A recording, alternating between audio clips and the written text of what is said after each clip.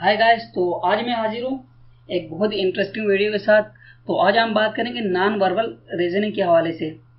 तो चलिए हम वीडियो को स्टार्ट करते हैं।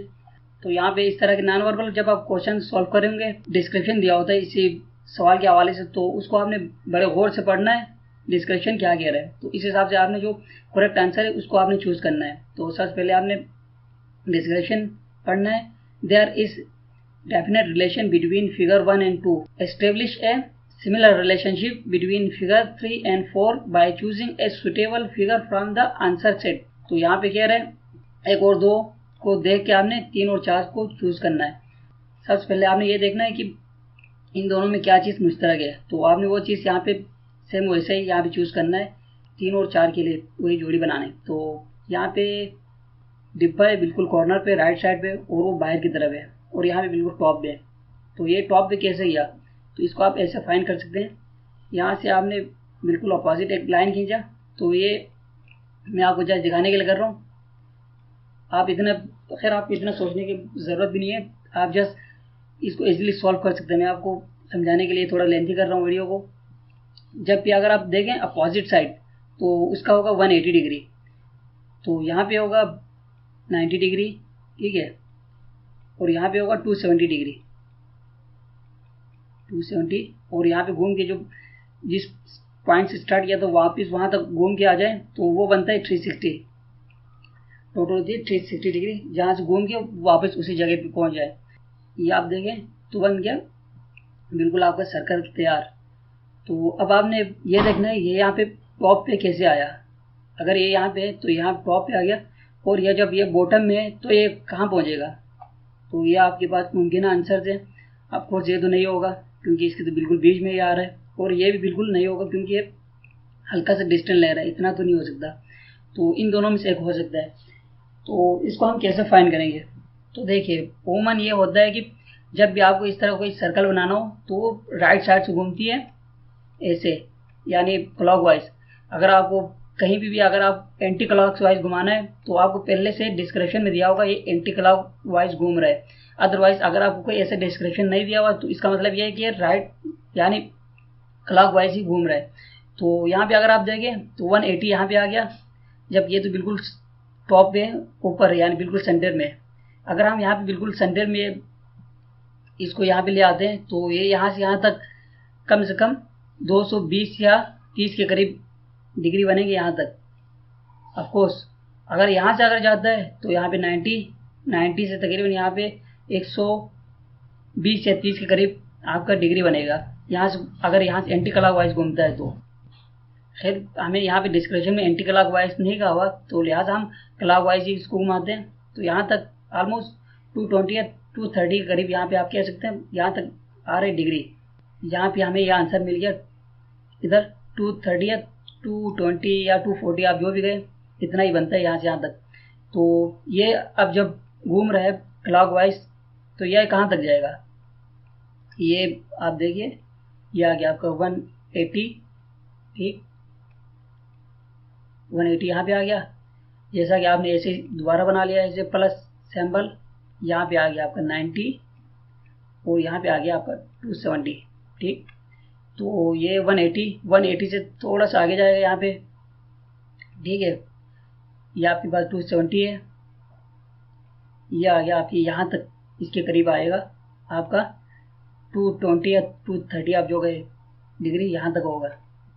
तो इस हिसाब से आपका आंसर सही हो रहा है यहाँ पे बी, यानी आपका बी आंसर जो है वो करेक्ट होगा। यहाँ पे आपने ज़रूर ये चीज़ ज़रूर देखना है कि किस एंगल से घूम रहा है और किस तरह ये घूम रहा है। तो चलिए नेक्स्ट क्वेश्चन की तरफ चलते हैं।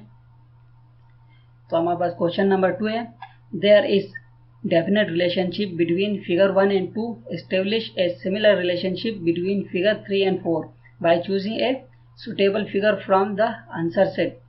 अगेन हमने यहाँ पे सेम रूल को फॉलो करना है, यानी 1 और 2 को फॉलो करते हुए 3 और 4 की जोड़ी बनाने। तो यहाँ पे अगर आप देखें ट्रायंगल है और एक डॉट है, वो बिल्कुल आपके लेफ्ट साइड कॉर्नर की बिल्कुल नीचे है, ठीक। और सेट नंबर 2 में अगर आप देखें तो वही डॉट अंदर जा रहा है बिल्कुल तीनों कोनों के ऊपर, यानी यहाँ पे सिर्फ एक डॉट है और यहाँ पे पहुँचने के बाद 3 कोने और 3 डॉट है। इसी तरह यहाँ पे 1 2 3 4 5 5 कॉर्नर्स है, लेकिन एक डॉट है बिल्कुल यहाँ पे। तो यहाँ पे क्या होना चाहिए, सेम यही शेप होगा ऑफकोर्स। इसके बाद अंदर सारे डॉट, 1 डॉट 2 3 4 और 5 ऑफकोर्स इस तरह ही बनेगा, क्योंकि जब हमने इस शेप को फॉलो करना है तो ये ऐसे ही होगा। शेप जो है बिल्कुल सेम रहेगा, डॉट बाहर से अंदर जाएगा और सारे कोनों में फैल जाएंगे। तो यहाँ पे आपके पास आंसर डी, ये आपका सही आंसर होगा। नेक्स्ट क्वेश्चन की तरफ चलते हैं। यहाँ पे भी पिछले डिस्क्रिप्शन से मिलता जुलता ही है। There is definite relationship between figure 1 and 2, establish a similar relationship between figure 3 and 4 by choosing a suitable figure from the answer set. तो यहाँ पे फिर आपने ये बिल्कुल नीचे वाले हिस्से में से आपने आंसर फाइंड करना है। इन दोनों का सेट है, इन दोनों को आपने अगेन सेट बनाना है। तो यहाँ पे आप एक चीज़ बिल्कुल देखें, इसको हमने पहले 2 हिस्सों में डिवाइड कर लिया, ये ऊपर का हिस्सा और ये नीचे का हिस्सा, और यहाँ से ये हिस्सा आ गया, ये आ गया आपका नीचे का हिस्सा। तो यहाँ पे हो क्या रहा है, यहाँ पे बिल्कुल एक तरह से आप कह सकते हैं बिल्कुल रोटेट कर रहे हैं 180 डिग्री, यानी जो टॉप है वो बिल्कुल बॉटम में आ रहा है और जो बॉटम वाला हिस्सा है वो बिल्कुल टॉप में जा रहा है। तो यहाँ पे अब क्या होगा, यहाँ पे भी सेम वैसा ही होगा।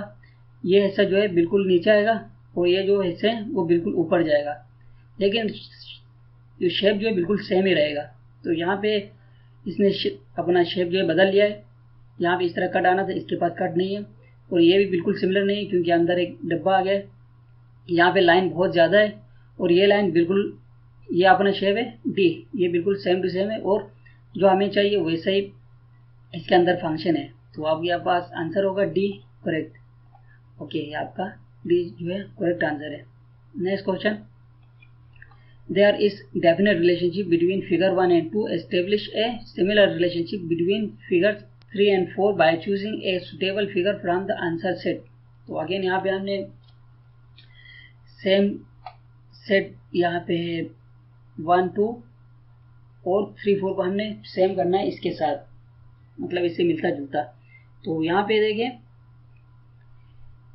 ये आपके पास है, जिसे हम कह सकते हैं ये इसका मुंह हो गया, मुंह नीचे की तरफ है, और जो खाली स्पेस जिसे आप कह सकें हल्का सा कोई चीज़ भरा हुआ है, डार्क कलर जो किया हुआ है, वो ऊपर की तरफ है। और यहाँ पे देखें तो ये लेफ्ट में आ रहा है और मुंह इसका राइट में जा रहा है बिल्कुल। तो अगेन 3 में यहाँ पे अगर आप देखें तो ये खाली जगह नीचे की तरफ आ रहा है और इसका मुंह ऊपर की तरफ है। अब हमें यहाँ पे क्या होना चाहिए, यहाँ पे होना चाहिए मुंह इसका लेफ्ट साइड पे हो, ठीक है, और इसकी जो खाली स्पेस है वो राइट साइड पे हो। तो यहाँ पे टॉप पे जा रहा है, ये तो पॉसिबल नहीं है क्योंकि हमने इसको फॉलो करना है। तो यहाँ पे भी मुमकिन नहीं, और ये आंसर आपका करेक्ट है।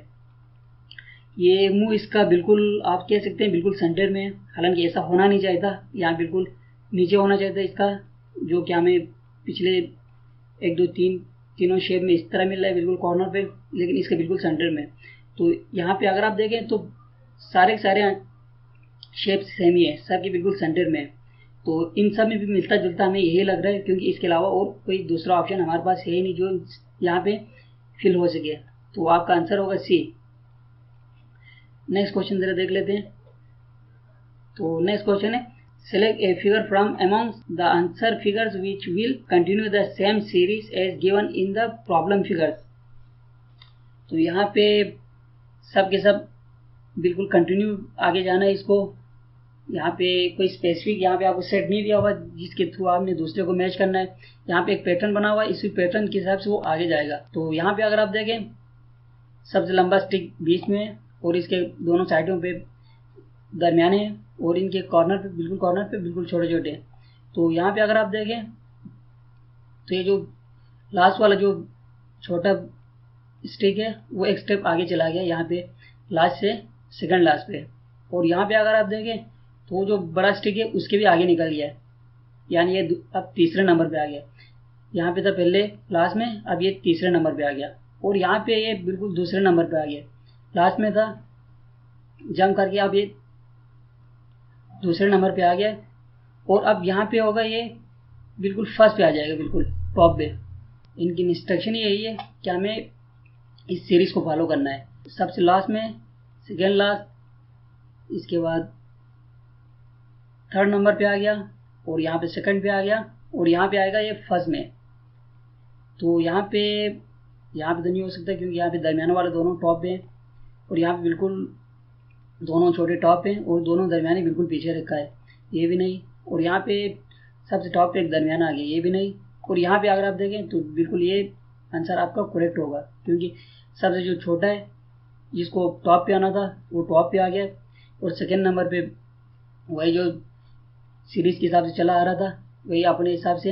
ये आप देखें तो हर जगह पे ये पहले पे, ये अभी ये दूसरे पे आ गया, क्योंकि इसको टॉप पे जाना था, लिहाजा ये अब दूसरे पे आ गया। बाकी तीसरे पे अपनी जगह पे, चौथा अपनी जगह पे, और पांचवा भी अपनी जगह पे ही है।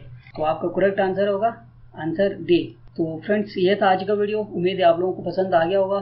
पसंद आ गया तो लाइक ज़रूर करें, और अपने दोस्तों के साथ भी शेयर करें, ताकि वो भी इस तरह के क्वेश्चन इजीली सॉल्व कर सकें। बहुत शुक्रिया। खुदा हाफिज़।